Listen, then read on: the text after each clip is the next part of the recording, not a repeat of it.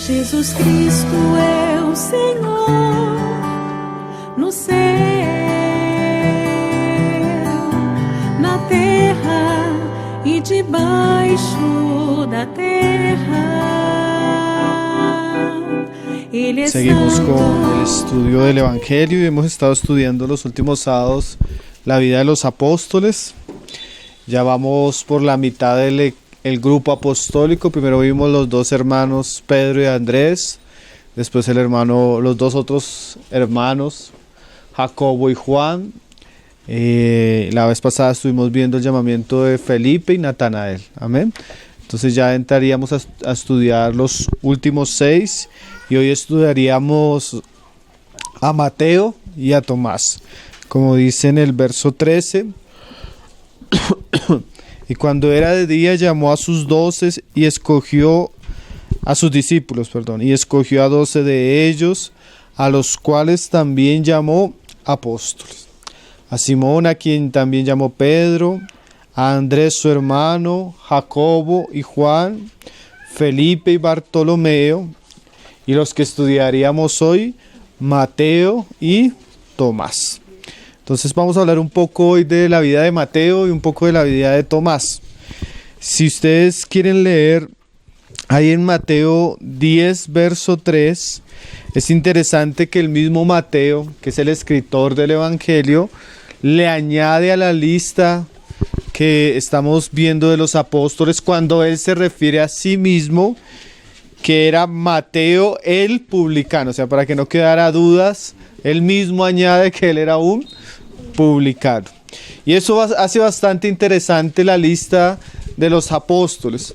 Hay apóstoles que son recordados por el nombre. ¿Se acuerdan, digamos, de Simón, que fue llamado Pedro? O sea, lo que se resalta en la lista fue que se le cambió el nombre. De Andrés se resalta que era hermano de Pedro, lo mismo que Jacobo y su hermano Juan. Ahora se resalta de Mateo, especialmente en la lista que él escribe, que él era publicano. Cuando hemos estado estudiando, por ejemplo, en el Evangelio ya estudiamos el llamamiento de Mateo, cómo Mateo conoce al Señor, el Señor lo llama porque él estaba cobrando impuestos. Inmediatamente Mateo hace un banquete con el Señor. Y se acuerdan que los fariseos se escandalizaron y le preguntaban a los discípulos, ¿por qué tu Señor come con publicanos? Y el Señor les responde que Él vino a buscar lo que estaba perdido. Él vino fue a salvar a los pecadores, ¿no? Y ahí viene esa conversación de por qué los discípulos del Señor comen y beben y los de los fariseos ayunan. ¿Se acuerdan todos esos pasajes que ya vinimos estudiando? Entonces no vamos a hablar tanto del llamamiento de Mateo porque ya lo estudiamos acá juntos, pero sí es indiscutible que esa característica que él era publicano es algo que se puede resaltar. Ahora, como decíamos cuando estudiamos que él era publicano, los publicanos eran considerados socialmente entre las clases más bajas de los pecadores o entre los más pecadores. Ellos de alguna manera compraban franquicias al gobierno romano y adquirían el poder de cobrar los impuestos. Pero en su cobrar los impuestos cobraban de más o demasiado. Y también eran bastante crueles al cobrar. Algunos tenían contratados malhechores. Entonces para el judío común y aún para el religioso, los publicanos eran judíos detestables. Porque por un lado participaban en la opresión del imperio romano sobre el judío y por otro lado apostataban de su identidad nacional. Entonces, llegado al punto, algunos comentaristas han dicho que en algunas sinagogas de Israel era prohibido que entraran los publicanos al culto, porque eran personas realmente despreciables. Ahora es interesante que el Señor incluye entre sus 12 apóstoles un hombre así, un hombre publicano, un hombre menospreciado, un hombre rechazado por la sociedad, un hombre considerado una persona traicionera, un hombre que como judío no representaba lo que los judíos decían que ellos deberían ser. Y el Señor incluye un hombre así en medio de sus apóstoles. Y esa es una gran lección. El Evangelio de Lucas capítulo 1, desde el verso 51 nos dice cosas bien interesantes. Cuando María habla de la obra del Señor. Porque el Señor no escoge a los dirigentes políticos para ser sus apóstoles. El Señor no escoge a los dirigentes religiosos para ser sus apóstoles. El Señor no llama a sus siervos de las escuelas rabínicas, sino el Señor escoge lo vil y lo menospreciado. Y parece ser que esa es una manera de actuar común de Dios, por lo que vamos a leer en este pasaje. Dice en Lucas 1:51. Hizo proezas con su brazo, esparció a los soberbios en el pensamiento de sus corazones. Ahora es muy fácil entender por qué Jesús no escogió a un fariseo, por qué Jesús no escogió a un saduceo, por qué no escogió a hombres del Sanedrín. Ellos realmente resistieron a Jesús. En su corazón ellos se endurecieron, y no era que no hubieran visto señales, realmente ellos veían las señales porque las señales eran innegables, indiscutibles, pero su corazón, sus pensamientos, su avaricia, su amor por la religión, por la tradición, hicieron que ellos se fueran los peores enemigos de Jesús. Y eso no solo se vería en el ministerio de Jesús, sino esta sería la característica de la iglesia en Jerusalén, y tristemente los grandes perseguidores narrados en el libro de Hechos fueron los judíos. Entonces fue esa religión endurecida, como veíamos la vez pasada, la que fue un total oponente al evangelio, a la obra de Cristo. Por eso el Señor no los escogió, sino que dice ahí que los esparció en su soberbia por causa del pensamiento de los corazones de ellos. Y dice en el 52, quitó de los tronos a los poderosos y exaltó a los humildes. Ahora esa palabra humilde viene del griego tapeinos, que significa, cuando se habla de carácter, una persona deprimida, humillada, desanimada, desalentada, tímida o que carece de esperanza. Pero cuando se habla de la condición social de la persona, se puede traducir humilde de condición o por implicación de baja clase social. Significa literalmente del griego que es aquello que es bajo, que no se levanta mucho de la tierra, sino que está en el polvo. O sea, una persona de humilde condición. Dios escogió lo vil, Dios escogió lo que era menospreciado a la vista de los hombres. Dios escogió lo que era humilde, lo que era bajo, lo que las personas no tenían en cuenta. Y eso es el grupo apostólico. Y no solo el grupo apostólico, esa es la característica de la iglesia, dice Pablo ahí en 1 Corintios. No son muchos ricos entre vosotros, no son muchos príncipes, sino que lo vil, lo menospreciado, lo que no es, escogió Dios. ¿Para qué? Para que nadie se jacte en su presencia. Entonces, aún este colegio apostólico nos muestra la gracia de Dios. Pero entre todos, el que más nos muestra la gracia de Dios es Mateo, el publicano. Y con esto el Señor derriba el orgullo religioso de algunos hombres que se creían más justos que otros. Se encuentra parábolas así, que el Señor va a hablar y hace la comparación de publicanos y fariseos, y al comienzo de la parábola él dice, esto lo decía por causa de aquellos que se creían más justos que los otros. A veces nosotros tenemos un sentido de justicia, de sentirnos mejores que los demás. Y esos que nosotros consideramos peores por su condición económica, por su condición moral, por sus circunstancias, que a nuestra vista son menospreciables, muchas veces son los que Dios escoge para ser grandes siervos en su obra. Se puede pensar en la vida de un D.L. Moody, huérfano de padre, pasando necesidades, pobreza, toda su vida, mas se convierte a Cristo y comienza a ser uno de los grandes predicadores de su generación y uno de los hombres que trajo un gran avivamiento a la nación de los Estados Unidos. Dios puede usar a un zapatero, como fue William Carey. Y cuando las personas le decían, William, tú eras el zapatero, burlándose de él, y él decía, eso era, ciertamente, pero ni siquiera un buen zapatero era. Y Dios lo coge, lo envía y lo usa grandemente para traducir la Biblia a más de 30 idiomas y dialectos. Hombres usados poderosamente por Dios, que a la vista de los hombres eran menospreciados. Gladys Selways, que cuando se inscribe en la misión para irse misionera a la China, la gente de la misión le dijo: usted no sirve para ser misionera. Usted no sirve, no da la talla para eso. Y Dios la usa grandemente. Así hace Dios, hermano. Eso ya comienza a mostrarnos a la vista de nosotros, aún para nosotros mismos, qué pudiera hacer Dios con nosotros.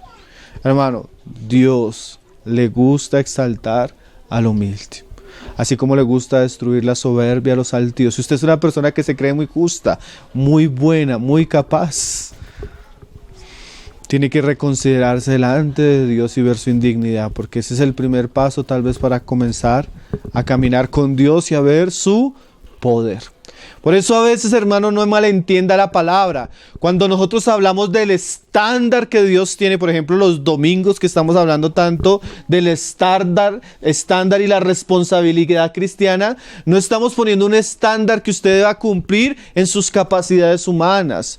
Es un estándar que cumplimos gracias a la gracia de Dios y al poder poderoso que Dios opera en hombres que reconocen su indignidad, pero también que entregan su vida totalmente al poder y la obra del Espíritu Santo. Amén. Eso es Mateo. Mateo es una gran figura. Mateo el publicano. Es una gran lección de lo que Dios puede hacer en alguien que a la vista de todos en general es la peor persona, o la más indigna, la más incompetente y la más insuficiente. Ahora vamos a ver algunas características de la vida del apóstol Mateo. Ahora, por supuesto que el Evangelio de Mateo es escrito por este apóstol. Lo interesante es que aunque este Evangelio es escrito por él solo hace una mención de él 2 veces. Una cuando él es llamado y la segunda cuando él es nombrado en la lista de los apóstoles. Ahora es interesante ese silencio de Mateo, no solo en su evangelio, sino también en los otros evangelios. Usted se va a recorrer las páginas de los evangelios y a buscar, y usted no va a encontrar que Mateo hable en ninguna parte de los evangelios. Pedro siempre está hablando. Pedro siempre está hablando. Mateo no. Juan, aunque no habla de sí mismo, Juan está hablando. Y Juan habla de cosas que él hizo, donde estuvo, que escuchó. Pero Mateo es tan silencioso de sí mismo. Ahora eso ya muestra una gran característica. Hay algo que podemos aprender de Mateo. ¿Qué podemos aprender de Mateo? Mira cómo lo decía el mismo Señor Jesús ahí en Lucas capítulo 8, verso 8. No tenemos ni una pregunta de Mateo. No tenemos ninguna opinión de Mateo. Tenemos un Mateo muy silencioso. Dice, Lucas 8, verso 8, hablando el Señor de la parábola de la semilla. Dice, y otra parte cayó en buena tierra y nació y llevó fruta 100 por 1. Hablando estas cosas decía a gran voz. Mira lo que decía a gran voz. El que tiene oídos para oír, oiga. De Mateo no se escucha que él hable algo. Pero si una cosa que usted va a ver en Mateo es que Mateo tenía oídos para oír. Mateo parece que está tras bambalinas, siempre oyendo. ¿Por qué uno puede decir eso? Porque cuando usted lee los evangelios, el evangelio con más contenido, o sea, el evangelio más grande, fue el evangelio de Mateo. Una persona que escucha mucho, que guarda mucho, y que cuando habla mucho de Cristo. Y eso es una lección que nosotros debemos aprender. Por eso alguien decía, tenemos 2 oídos y una sola boca. Porque nuestra capacidad o nuestra responsabilidad, especialmente en las cosas espirituales, primero se van a centrar en lo que oímos. Tanto que Salomón decía así, hermano, cuando te acerques a la casa del Señor, acércate más para oír que para hablar. ¿Por qué habréis de sacrificar el sacrificio de los necios? Porque a veces el que habla mucho, como dice también Salomón, mucho peca. Es necio, es imprudente. ¿Sí? Debemos acercarnos más, ¿para qué? Para oír. Entonces Mateo era ese discípulo entre los apóstoles, entre los seguidores de Jesús, que hablaba poco, pero siempre estaba tan atento. Que hablaba poco, pero siempre estaba escuchando. Que hablaba poco, pero siempre su corazón estaba recibiendo y guardando aquello que Jesús decía. Dice Santiago 1, verso 19. Y eso que vemos que es una característica en Mateo, que tal vez es un defecto en Pedro, es la que la Biblia nos enseña a nosotros como cristianos, ¿no? Y ya comenzamos a aprender de Mateo. Si nosotros queremos en algún momento hablar, si nosotros queremos en algún momento testificar, nosotros tenemos que tener disposición a oír. A veces uno escucha personas predicando que usted nota que no han tenido la disposición a oír, que no han tenido la disposición a escuchar, que no han tenido la disposición a ser discipulados y cuando hablan no tienen nada que decir. Claro que hay que hablar, hermano, tampoco podemos ser mudos, pero primero hay que oír, primero hay que recibir, primero hay que conocer, primero hay que entender, primero hay que guardar la palabra para poder ser, ¿qué? Discípulos que cuando hablemos seamos llenos de la palabra de Cristo.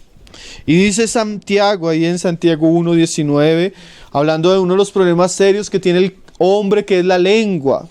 Por esto, mis amados hermanos, todo hombre, o sea, eso no es solo para Mateo, esa virtud de Mateo deberíamos aprenderla todos. Sea pronto para oír, tardo para hablar y tardo para airarse. O sea que el hombre de Dios debe tener estas características. Por un lado, él debe ser pronto, él debe ser rápido, él debe ser dispuesto. ¿Para qué? Para oír. Usted, si quiere avanzar en su fe cristiana, como leíamos en Pedro, añádale a su fe conocimiento.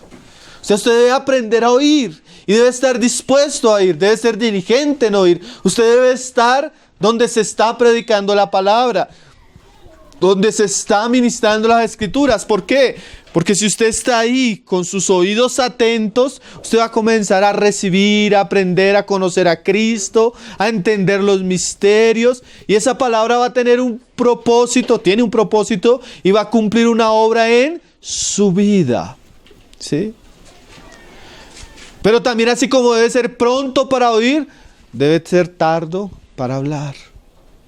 O sea, no deberíamos caracterizarnos porque somos las personas que hablan mucho. A veces uno se da cuenta de eso, hermanos que son queridos, pero a veces son tan imprudentes, hablan tanto, son tan descuidados, opinan. Hay personas, yo he estado en lugares donde he visto personas que no puede pasar una conversación sin ella opinar. Aunque no tenga conocimiento, experiencia, entendimiento, simplemente se acostumbró a no quedarse callado. Ella tiene que opinar, ella tiene que hablar. Para bien, para mal, es un hábito en ella. Hermano, y eso es un hábito a veces desagradable. Eso es un hábito incómodo. Es un hábito a veces hasta pecaminoso cuando usted no controla su lengua. Sí, dice Santiago ahí en el mismo pasaje. Usted puede crear un gran incendio si no controla sus palabras. Si usted no domina su lengua, no se va a poder dominar a sí mismo. Y él da el ejemplo de las bestias. Aún bestias grandísimas son domadas. ¿Por qué? Porque se le controla la boca. Así el hombre de Dios. Entonces Mateo es ese hombre. Mateo es ese hombre que es silencioso, que cuida de sus labios, pero que también tiene un buen oído, un oído dispuesto. No a oír cualquier cosa, porque usted no debe estar dispuesto a oír cualquier cosa, sino un oído dispuesto a Cristo, a la palabra de Cristo, a la comunión con Él. Dice, volvamos ahí a Marcos capítulo 2, verso 14. Entonces, una de las características que aprendemos de Mateo es esto, hermano. Un hombre silencioso, pero era un hombre que estaba muy atento, que siempre estaba escuchando, Dice en Marcos 2:14, dice, y al pasar vio a Leví, hijo de Alfeo, sentado al banco de los tributos públicos, y le dijo, sígueme, y levantándose le siguió. Es curioso que posiblemente lo más seguro es que el nombre de Mateo fue un nombre que le puso el Señor, porque los evangelios nos narran que cuando el Señor lo llama, era llamado Leví. El nombre de Mateo significa don de Dios o don de Jehová, un regalo de Jehová. Y uno ve eso realmente en la vida de Mateo. El Señor hizo una obra en él, una transformación en su vida. Tanto que, como dice Efesios 4, que el Señor cuando llevó cautiva a la cautividad y dio dones hombres, claramente Mateo es un don hombre. Porque fue un hombre que el Señor preparó, capacitó para hacer una gran obra. ¿Cuál fue la gran obra de Mateo? El Evangelio, por lo menos la que tenemos hasta el día de hoy. Aunque él, como Pablo y los otros apóstoles, salieron por el mundo a predicar la palabra. Ahora, la gran característica de Mateo como don de Dios es que Mateo fue un maestro de la palabra, ¿sí? De los, como lo decíamos ahorita, de los 4 evangelios, el evangelio más grande, con mayor contenido bíblico, es el evangelio de Mateo. Y eso es un don, una gracia que el Señor le concedió a Mateo. Y es interesante, ¿no? Porque Mateo era el publicano. Uno pensaría que, claro, Pablo, era imposible que Pablo no diera tanto fruto, porque Pablo era un hombre que había sido educado a los pies de Gamaliel, ¿cierto? Era un hombre erudito, aún sin Cristo ya Pablo era un erudito en las Escrituras. Mateo no, Mateo se la pasaba, ¿era qué? Cobrando impuestos. Mateo estaba en un ambiente bien pervertido, de abundancia económica, pero de perversión moral. Mateo era un hombre que le gustaban los negocios, el dinero. Y usted puede ver la gracia de Dios, cómo Dios transforma a Mateo. Mateo pasó de estar empapado con impuestos, pasó de estar empapado de cuentas, a estar empapado con la palabra de Dios. Mateo, hermanos, hace citaciones. O sea, hay una estadística de que Mateo cita 99 veces el Antiguo Testamento. Usted lo puede leer a simple vista. Así escrito está, para que se cumpliese la escritura. Ese es un lenguaje que usa Mateo. Y miren lo interesante. Mateo hace 99 citaciones del Antiguo Testamento y Marcos, Lucas y Juan, sumando las citaciones que hacen los 3, no llegan a completar las que hace Mateo. Mateo era un hombre de la palabra de Dios, hermano. Entonces vemos como un hombre simple, vano, ocupado en las cosas de este mundo, es transformado por Dios para ser un hombre de la palabra. Un don de Leví es transformado a ser un ¿qué? Un Mateo. Cita los salmos, cita la ley, cita a los profetas y en todos ellos ve a Cristo. Y es muy posible que esta realidad no se encontraba en él antes de conocer a Cristo. Él estaba en otros negocios. La transformación que él vivió fue cuando él conoce a Cristo. Y eso también nos enseña, ¿no, hermanos? Tal vez usted, hay personas, yo me acuerdo que estábamos en un campamento en una ciudad de Brasil y otro hermano que estaba compartiendo la palabra con nosotros, cuando usted lo escuchaba hablar, hermano, era todo un historiador, tan interesante como enseñaba la palabra, el hermano Leonardo.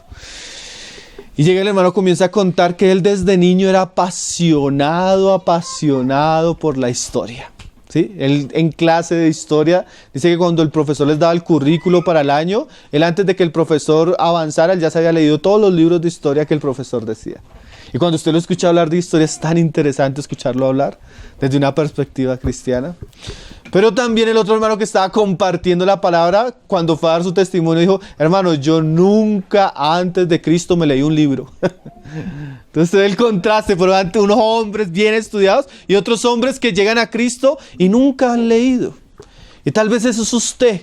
No, hermano, yo llego a Cristo y nunca tuve el hábito de leer, nunca tuve el hábito de estudiar. A mí me gustaban los videojuegos, las películas, el mundo, el vicio, la plata, todo menos leer. Ay, hermano, así era Mateo. Pero ese hombre que era así llegó a ser el hombre más erudito de las Escrituras en cuanto a los apóstoles. ¿Usted puede creer eso? ¿Usted ver ese cambio, hermano? Entonces hay un camino, hermano. Mateo nos enseña que se puede aprender, se puede crecer en la gracia de Cristo, se puede llegar a hacer cosas que no son nuestra característica natural, hermanos. Dios puede transformar su vida. Disposición, fe, diligencia, amor por Cristo son ingredientes que pueden hacer su vida o de su vida un rumbo diferente. Qué precioso eso, ¿no, hermanos? Dice el Salmo 1, verso 1.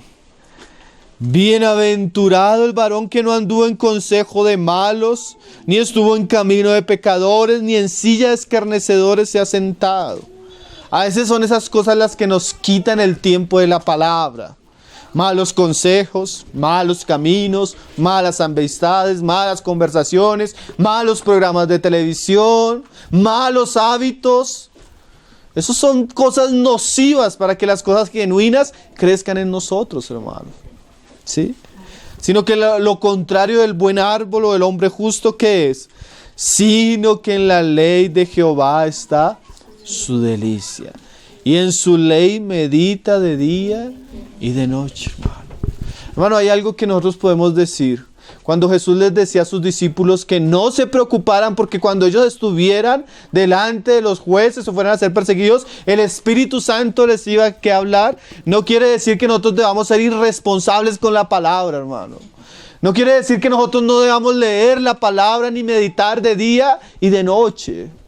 El Señor toma y nos recuerda aquellas cosas en las cuales nosotros hemos meditado, aquellas cosas en las que nosotros hemos leído y aquellas cosas en las que nosotros nos hemos comprometido, especialmente en su palabra, hermanos. Amén. Si usted se deleita en el Señor, se deleita en la ley del Señor y se ocupa de ella de día y de noche, hermano, usted va a ver el fruto de eso.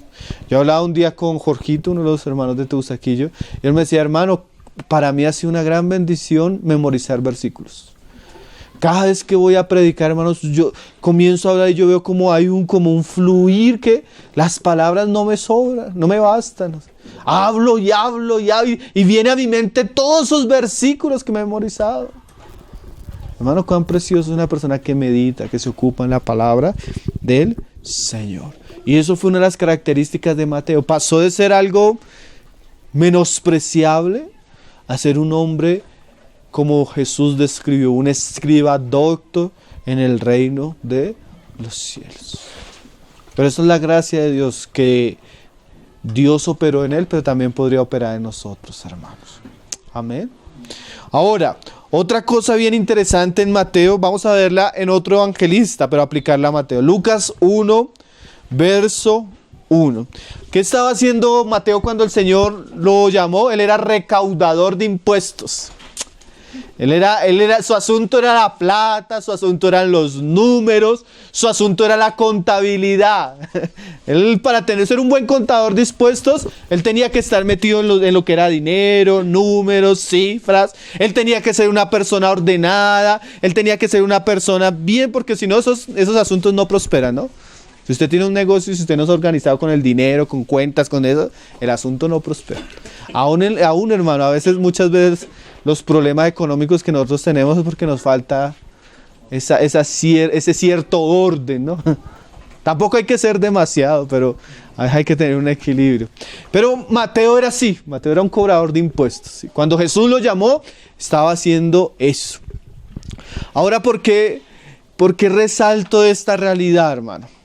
Yo a veces nosotros también lo hemos citado, pero a veces no es tan cierto en todos los casos. Uno no puede generalizar esto.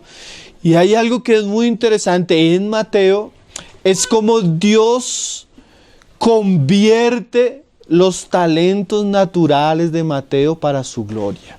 Y eso uno lo ve en Mateo. Si usted lee el Evangelio de Mateo, usted ve un orden sumamente interesante. Mateo recoge de una manera sistemática las enseñanzas de Jesús. Por ejemplo, el Sermón del Monte. Hermanos, es muy probable que el Sermón del Monte no fue una enseñanza completa. sino que lo que Mateo hizo fue recoger la enseñanza didáctica de Jesús y comprimirla sistemáticamente en un sermón. Es muy probable que las parábolas que Jesús enseñó no las haya enseñado todas el mismo día, sino que Mateo las ordenó y las puso en el capítulo tal. ¿Me hago entender? Hay un orden interesante que uno percibe en la vida, en el ministerio, especialmente en el Evangelio de Mateo. ¿Por qué? Porque Mateo era un hombre de números. Mateo era un hombre organizado, era un cobrador de impuestos. Mateo seguramente tenía una agenda donde pagó, cobró, todo bien organizado. ¿Usted ha visto un contador? Uno siempre tiene la plata en el bolsillo y todo. Yo conocí unos hermanos que, ¿cuánto costó el desayuno? Le preguntaba a ella a él y él decía, tanto. Y ella abría la tablet, el celular, tanto desayuno. Tenía todo contabilizado. ¿Cuánto gastaba en el desayuno, el almuerzo, todo? Era algo ya como hasta, ya como exagerado, ¿no? Pero era así. Ahora, era un hombre de números. Era un hombre que manejaba dinero.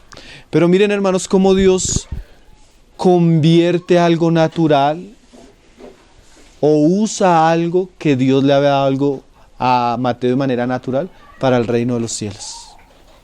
Y a veces nosotros decimos, digamos, Washman dice estas frases, que a veces pueden ser ciertas y a veces no. Él dice así: no quiere decir que un hombre que sea un administrador en el mundo pueda administrar las cosas de la iglesia. Y yo me pregunto, ¿y por qué no? Si a Pedro le dijo, en el mundo eras pescador, ahora serás pescador de hombres. ¿Me hago entender? Solo que el foco ya no era el dinero, sino el foco era el reino de los cielos, ¿no?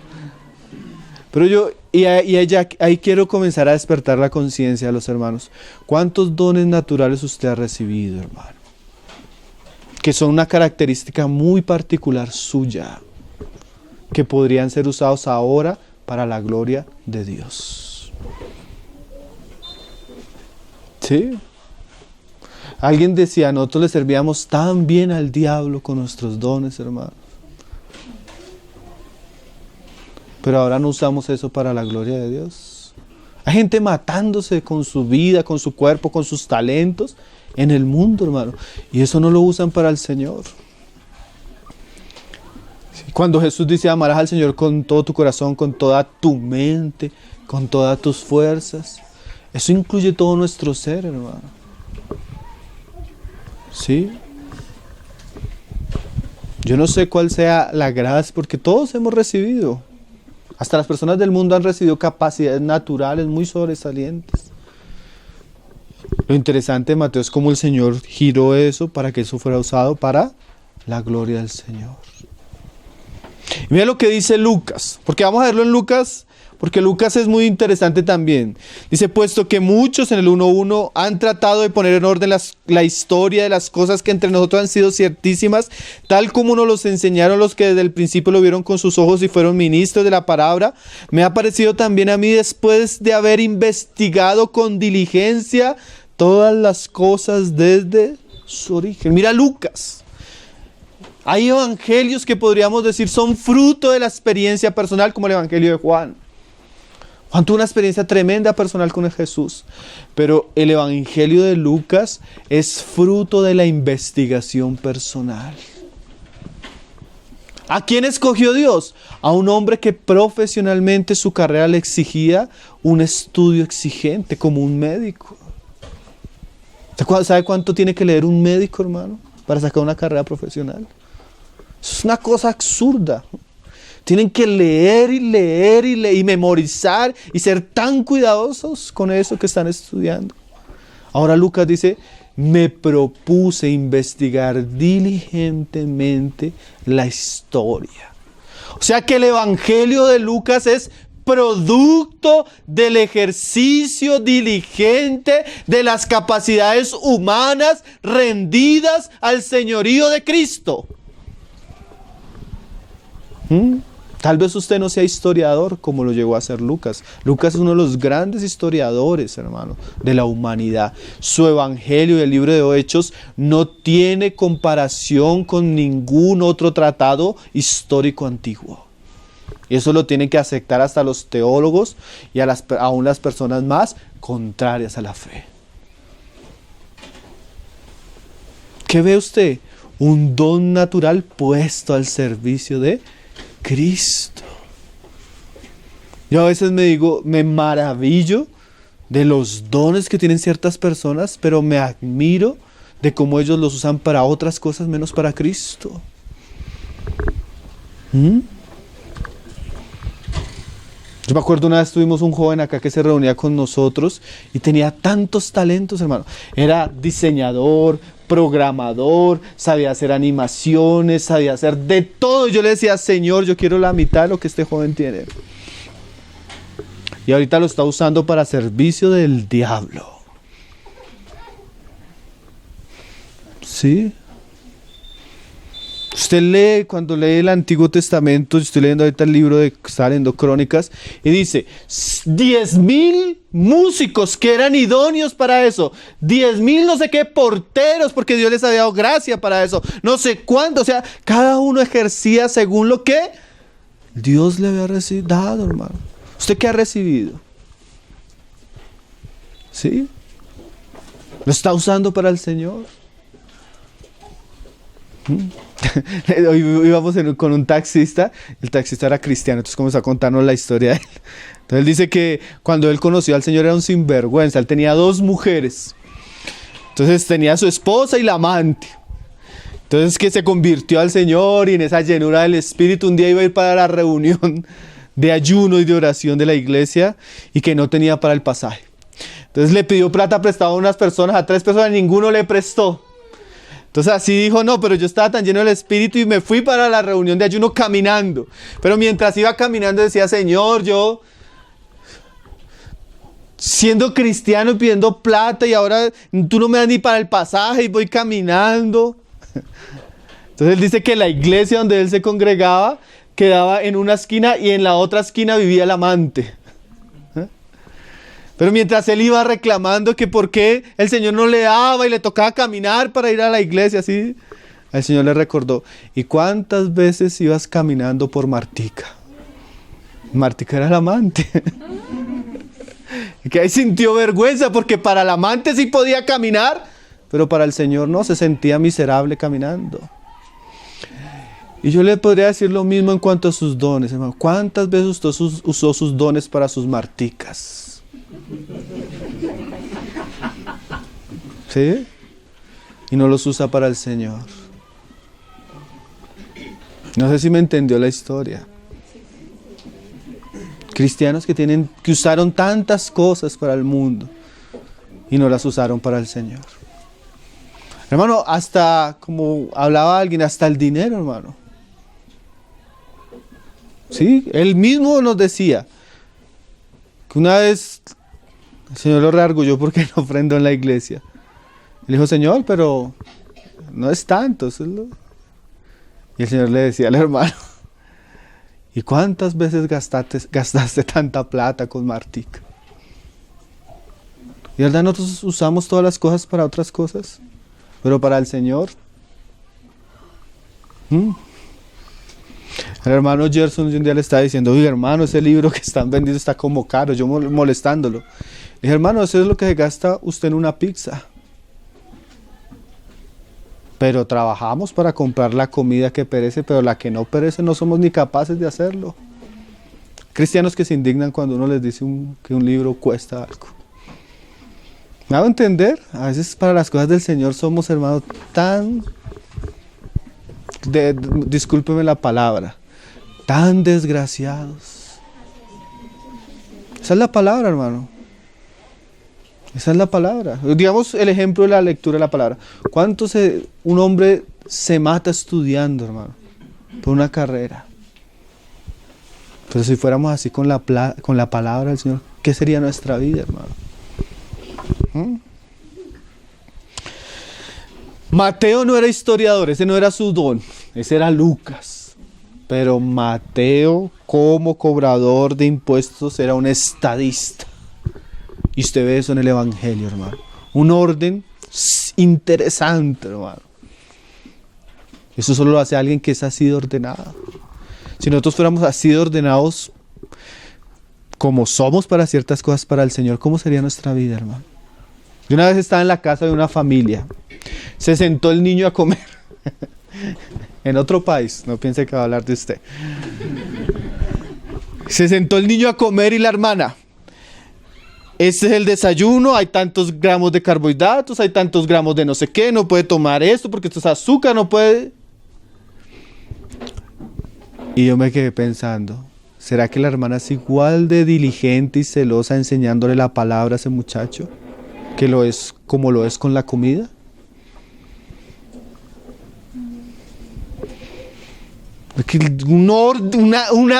Una exigencia con la comida.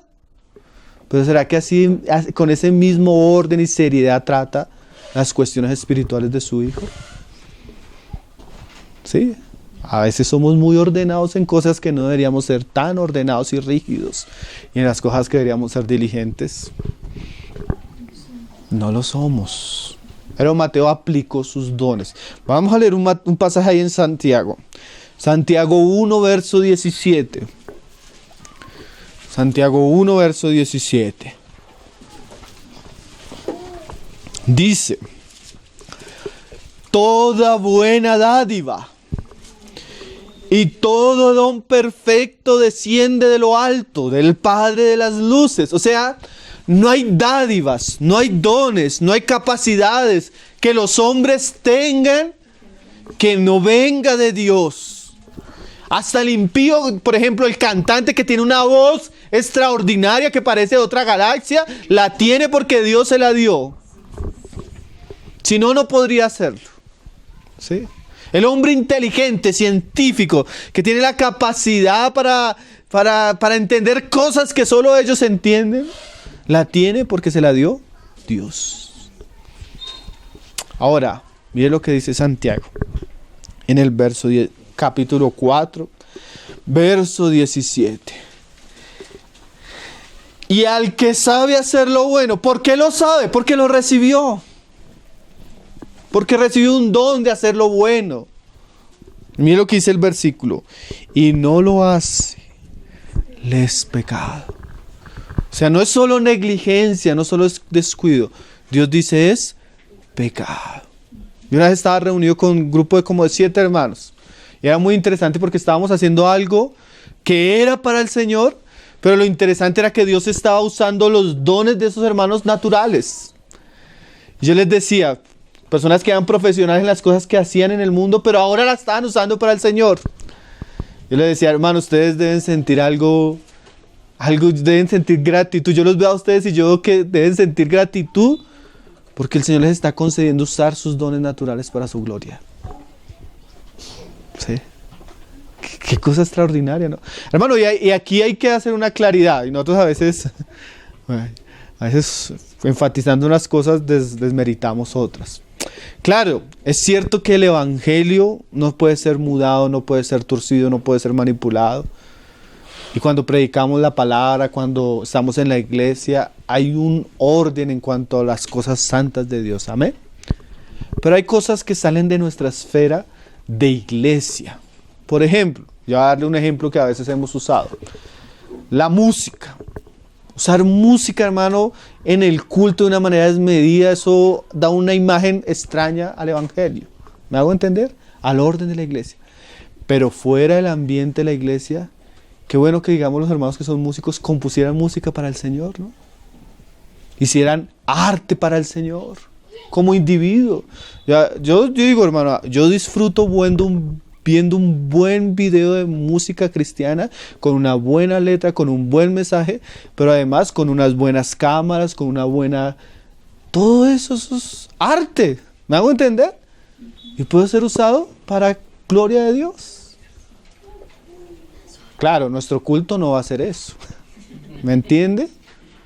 Pero en otras esferas usted puede usar las cosas que el Señor le dio para la gloria de Él. No sé si me estoy haciendo entender, hermano. ¿Sí?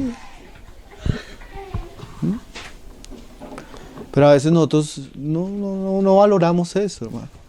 A veces no valoramos al hermano que, yo digo, gracias al Señor por un Gustavo, los que conocemos a Gustavo. Él llega al campamento y dura un día arreglando el sonido, él dirá acomodando las cabinas, haciendo todo, eso es un trabajo tremendo, colgándose por allá arriba. Y uno le dice, oye hermano, ¿a usted no le da miedo? Y dice, si lo hacía para el diablo. Y literalmente lo hacía para el diablo, ese era su trabajo secular, renunció a todo eso y ahora lo hace para Cristo. ¿Sí? Pero son ejemplos. Pero hermano, tantas cosas que hacíamos para el diablo y ahora no las hacemos para Cristo. Y si usted sabe hacer lo bueno y no lo hace, es pecado. Un día una hermana me decía, hermano, si es de Dios, aunque no lo haga, otro lo hará. Mire el asunto. Ella tenía unos dones, hermano, preciosos. Pero en algún momento se decepcionó y dijo, no, yo no lo quiero hacer. Si es de Dios, Dios lo hace con otra persona. Y literalmente Dios lo puede hacer con otra persona. Pero cuando el Señor le dio algo a usted y usted no lo hace, usted está pecando. Usted está pecando. Mateo, en ese cambio, Dios lo usó hasta las cosas naturales. A veces uno cree que eso es molesto. Digamos, nosotros cuando nos sentábamos con el hermano Gino a arreglar libros o a publicar cosas en la página, el hermano era exhaustivo, pero en la ortografía era algo ya, punto, que no hermano, y eso eran las 3 de la mañana, uno corrija punto, una coma, un hermano, el nombre, no hermano, así. Esas eran sus capacidades naturales, hermano. Dios lo hizo así. Y eso es una tremenda riqueza. Hay otros que no nos preocupamos por el punto, sino nos preocupamos por la imagen, por el color. Somos diferentes. Pero también es un don de cada uno en particular. Y esto es bueno, hermano. ¿Qué cosas Dios me dio a mí en particular? Y cómo Él en su gracia me permite usarlas para que Cristo se enseñoree de ellas. Amén. Eso fue la obra que el Señor hizo en Mateo, preciosísima, hermanos, preciosísima. Ahora vamos a hablar un poco de Tomás, porque ya hoy no tengo reloj. Vamos a hablar un poco de Tomás, así sea rápido. Vamos a leer el Evangelio de Juan, capítulo 11.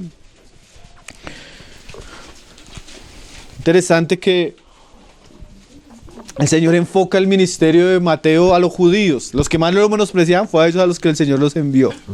El Señor le dijo a Pablo que a los judíos no, a Mateo le dijo que sí. El Evangelio de Mateo es escrito a los judíos y él llega a ser una obra en el mundo entero, pero enfocada a los judíos, ¿no? Su Evangelio, como muchos dicen, es escrito especialmente a un ambiente judío. Ahora Tomás, el siguiente apóstol de la lista. Tomás es conocido como el incrédulo, el escéptico entre los apóstoles, ¿no? A Tomás se le da bastante duro en el ambiente cristiano porque Tomás era el pesimista del grupo, hermano. Pero más que resaltar esos aspectos negativos, nosotros vamos a mirar algunas cosas que, a pesar de esa tendencia natural, hay cosas interesantes en Tomás. Porque digamos que no era el pesimista, era el realista. Porque es que realmente, a veces cuando usted mira la realidad no es muy buena. O sea, aún con Cristo, la realidad de este mundo es terrible después del pecado, hermano. Y como que Tomás era aquel que pesaba la realidad y se enfocaba mucho en la realidad y llegaba al punto de ser escéptico o ser pesimista. Hay un pasaje, 3 pasajes que nos hablan de Tomás, especialmente en el Evangelio de Juan. Entonces vamos a leer el primero que está ahí en Juan 11, verso 14. Es cuando ese pasaje de la muerte de Lázaro. Ustedes conocen la historia de la muerte de Lázaro. Lázaro manda a llamar al Señor, pero el Señor deja que el asunto avance varios días. Lázaro muere, ¿no? Después de que Lázaro muere y se entera, el Señor va a ir a regresar. Y en ese contexto, mire lo que dice, 11:14. Entonces Jesús les dijo claramente a los discípulos, Lázaro ha muerto. Y me alegro por vosotros de no haber estado allí para que creáis, mas vamos a él. O sea, el Señor permitió que Lázaro también muriera para que los discípulos pudieran creer en el poder y ver la mano del Señor, además de la familia de Lázaro, Marta y María. Dijo entonces Tomás, ahí aparece Tomás, llamado Dídimo, o sea, Dídimo significa gemelo, posiblemente Tomás era gemelo, no sabemos quién era el otro hermano, pero era un gemelo, ¿sí? Llamado Dídimo, a sus condiscípulos. O sea, estas palabras se las dijo Tomás no al Señor, sino se las dijo a los otros apóstoles, a los otros discípulos. Vamos también nosotros para que muramos con Él. Entonces a veces no se entiende un poco la actitud de Tomás, pero era muy entendible por el contexto. Jesús ya comienza a vivir, porque ellos tuvieron una época, como lo hemos hablado en el Evangelio de Lucas, de un ministerio muy próspero. Pero hubo un momento donde el ministerio de Jesús fue recibido con mucha hostilidad. Y el lugar más hostil para el ministerio de Jesús fue Jerusalén. Y Betania era una aldea muy cercana a Jerusalén. Entonces esta región de Judea se había tornado un ambiente muy peligroso para Jesús. Tanto que mire ahí en el capítulo 10, verso 39 dice que ahí en Jerusalén procuraron otra vez prenderle, pero él se escapó de sus manos y se fue de nuevo al otro lado del Jordán. ¿Por qué se fue al otro lado del Jordán y se quedó allí? Porque ahí estaba más seguro. O sea, Jesús comenzó a ver que Jerusalén ya era un lugar muy peligroso para él. Ya le habían intentado prender una vez, Dios lo había librado, lo había escapado, pero Jerusalén era una zona roja para Cristo. Ya estaba como uno de los más perseguidos de la época. Y eso no era extraño para los discípulos ya veían la hostilidad, ya veían la persecución. Entonces cuando el Señor Jesús dice, vamos a donde Lázaro, o sea, a Betania, quiere decir, vamos a un lugar donde el asunto está difícil. Por eso Tomás, realistamente, si se puede decir, no sé si existe la palabra, o de una manera muy real y cruda, dice, así como ya murió Lázaro, ahora que vamos para Jerusalén, vamos a morir también. Sí, Tomás era muy realista, era la situación del momento. Ahora, claro que eso es ser pesimista y eso era lo típico en Tomás. Hay personas que naturalmente son así, ¿no? Usted les dice cualquier cosa y dice, no, siempre dicen lo más malo de la situación, siempre ven lo peor del asunto, siempre ven lo más negativo lo ven ellos, ¿no? Es una tendencia natural. Podemos decir que esa tendencia natural, si no es controlada, puede volverse pecado, ¿no?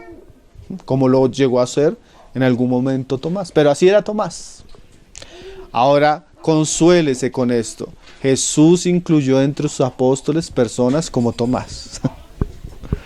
¿Sí? Personas así medio pesimistas, medio realistas.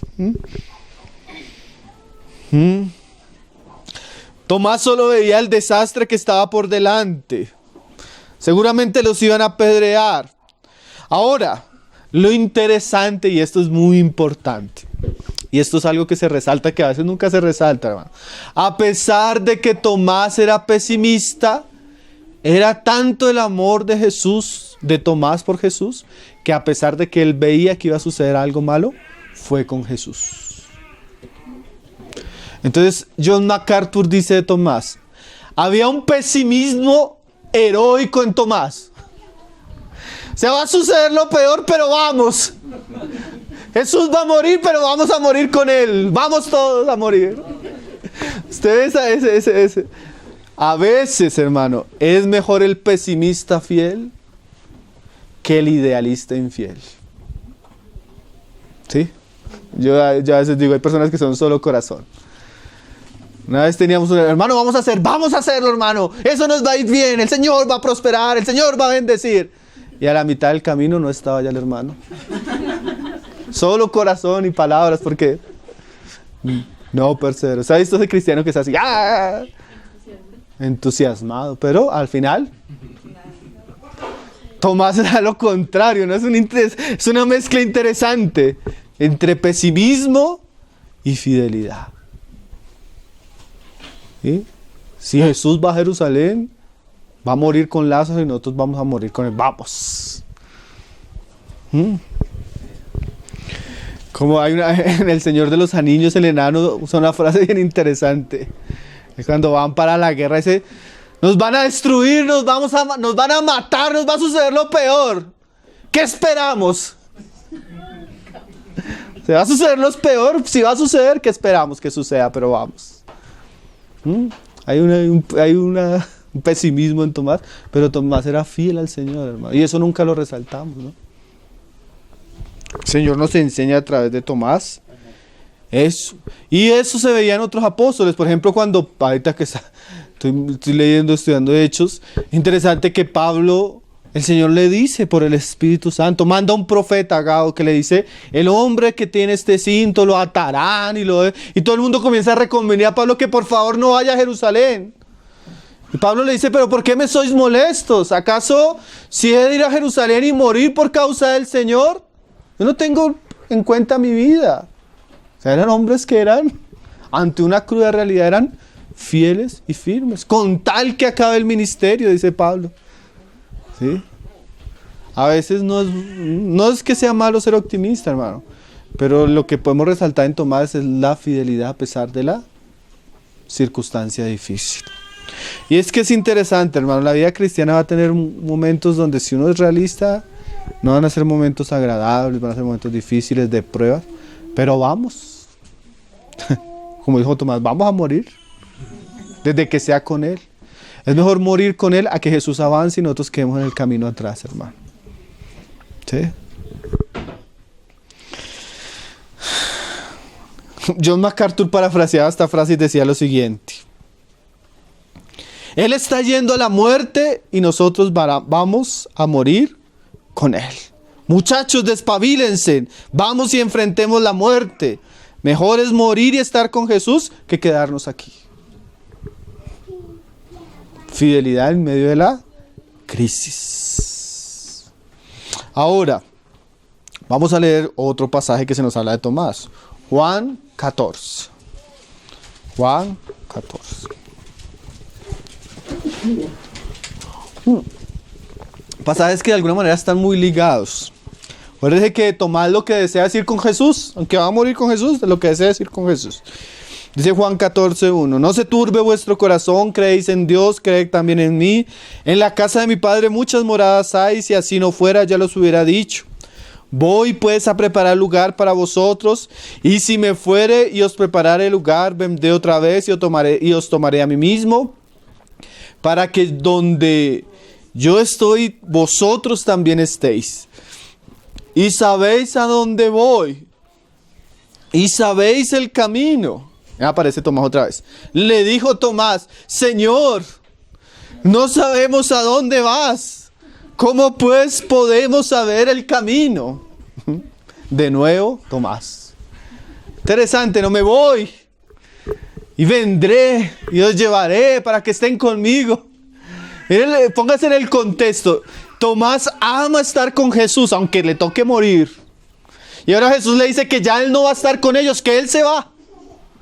Y en medio de eso, Tomás solo piensa, se va. Señor, pero mira lo que le dice ahí. Señor, no sabemos a dónde vas. ¿Cómo pues podemos saber el camino? O sea, ¿te vas?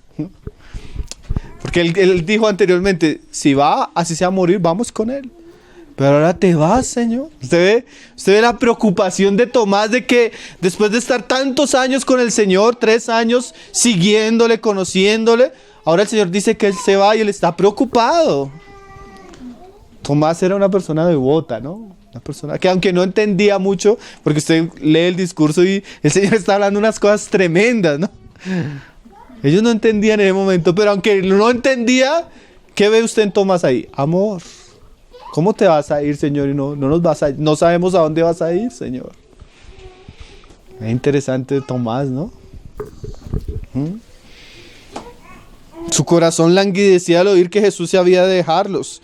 Eso lo destrozaba. Como decía alguien, en medio de sus luchas, las luchas que tenía Tomás, no podemos dejar de admirar la devoción de Tomás. ¿Sí? No, Señor, si tú te vas, muéstrame el camino. ¿Sí? Era una persona que amaba a Jesús, hermanos. Una persona devota, profundamente, ¿qué? Devota. Uno puede ser pesimista, realista, pero una virtud que va a sobresalir sobre eso es la devoción, hermano. En estos días, Spurgeon tenía una prédica, hermano, que decía: si el cristianismo o amar a Jesús es ir cada 8 días al domingo a la reunión, muchos desearían que el día de reunión fuera una vez al mes. Es tan poca la devoción de los cristianos hacia Jesús que preferirían que fuera cada 2 meses o cada 3 meses. ¿Usted está entendiendo el sarcasmo de él? Pero Tomás decía, ay Señor, así sea morir, no me dejes, yo quiero saber dónde tú estás, Señor. Devoción. Tomás era una persona devota. Y ahí el último pasaje, ahí en Juan 20. Claro, el Señor les sigue explicando después a Tomás de qué trataba el asunto, ¿no? Era mejor para ellos que el Señor los dejara porque había toda una realidad. Entonces, en medio de sus dudas, vemos a un Tomás muy devoto, muy amante del Señor. El Señor muere. Lo que más temía Tomás que los dejara, sucedió, hermano. Usted puede imaginarse la crisis de Tomás. Él hubiera preferido morir con Jesús a que Jesús hubiera muerto y los hubiera dejado. Pero sucedió. Y una tristeza generalizada en todos los apóstoles. Pero póngase a pensar en Tomás, que era de tendencia depresiva, de tendencia nostálgica, de tendencia pesimista. O sea, si todos estaban destruidos, yo me imagino a Tomás cómo le salían esos pensamientos, ¿no? Porque imagínese una persona que tiene la tendencia a ser pesimista, a ser incrédula, me imagino a Tomás bien destruido, ¿no? Pero el Señor resucita. Y miren lo tremendo, se aparece el Señor a los apóstoles y no está Tomás. Ay, hermanos. Dice ahí en el 24, pero Tomás, uno de los 12, llamado Dídimo, no estaba con ellos cuando Jesús vino. Hermano, esa tendencia de Tomás, pesimista, nostálgica, esa es una tendencia que a veces nos lleva mucho a estar solos, ¿no? La persona que es así tiene la tendencia a aislarse, tiene la tendencia a esconderse en sus pensamientos. Por eso no hay que dejar que tampoco eso sea nuestra característica, ¿no? Porque a veces la depresión nos aísla y a veces cuando nos aislamos nos perdemos de cosas que el Señor pudiera manifestar, ¿sí? Que se manifiestan ya no solo individualmente, sino... Hermano, ¿por qué no estuvo en la reunión? Uy, hermano, es que estaba un Tomás ahí depresivo, nostálgico, allá arruinado en su cuarto, debajo de la cama, con la luz apagada. Es Tomás. Hermano, en esos momentos lo mejor es estar donde están nosotros también, donde se aparece Jesús, donde Jesús habla, donde Jesús enseña, ¿no? Tomás se perdió eso, imagínense. Entonces mire lo que sucede, llegan los otros y le dicen,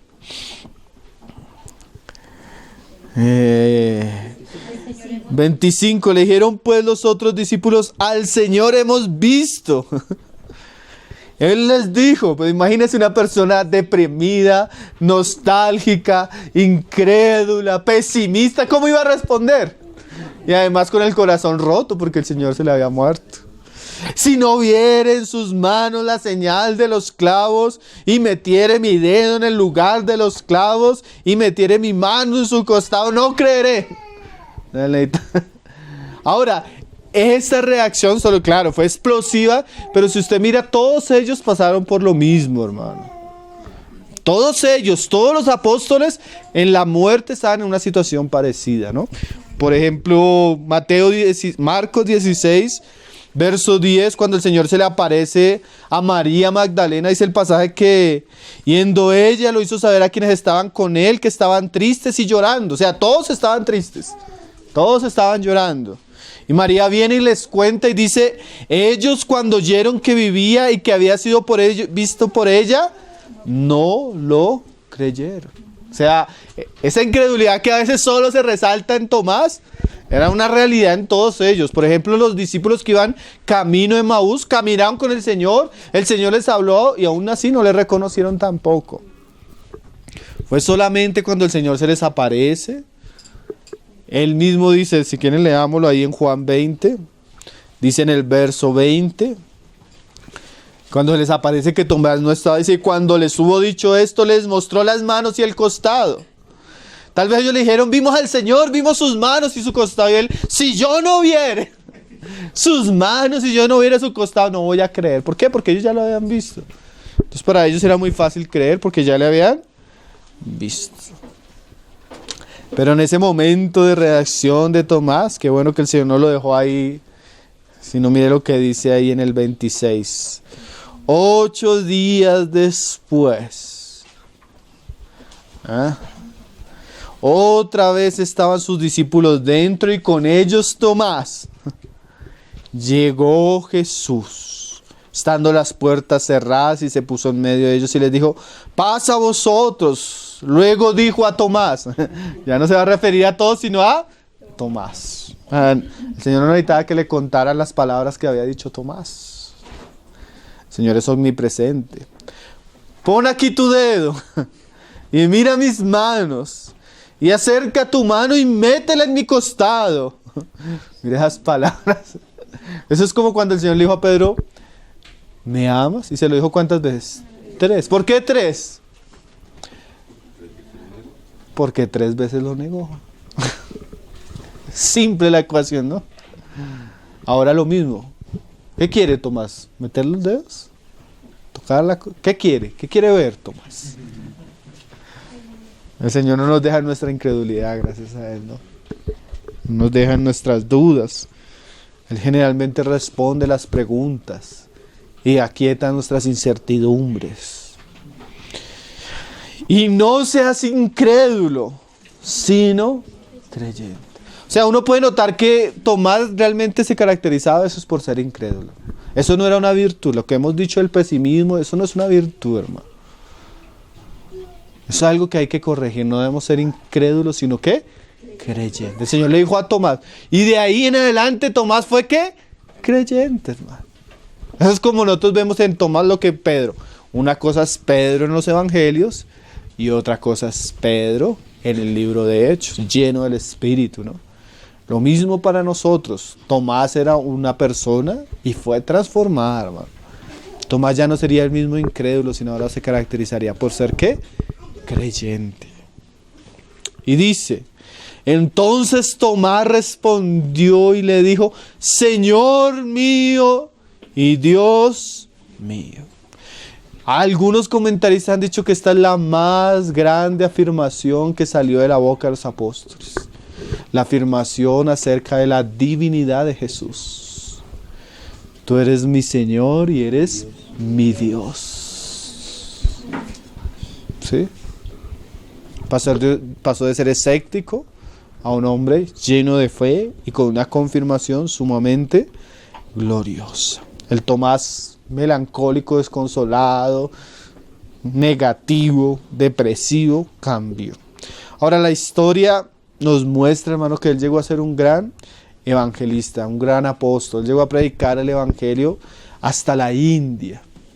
Y dicen que aún hoy en día hay iglesias de tradición que fueron fundadas por el apóstol Tomás. También nos dice la historia que él murió mártir, siendo herido como el Señor murió. Una lanza le atravesó el costado. Parece que el costado que él vio atravesado lo llevó a mantenerse firme y Dios le cumplió lo que él había dicho. Vamos a morir con él. Qué cosa, ¿no? El Señor le permitió morir como murió su Señor. Entonces el Señor transformó esa vida, hermano. Ahora uno que puede ver hasta el día de hoy lo que hemos visto en los apóstoles. Dios usó hombres simples, hermano. Dios usó hombres comunes. Dios usó hombres con muchas debilidades e imperfecciones. Pero hombres que reconocieron su pecaminosidad, pero también que fueron fieles seguidores de Jesús. Y la enseñanza siempre sigue siendo esa, hermano. Si nosotros somos fieles seguidores de Jesús, Dios puede hacer cosas extremadamente maravillosas en nuestras vidas. Como lo ha hecho y como lo hizo con estos hombres. Entonces hoy hablamos de Mateo y Tomás. Ao leão de Judá.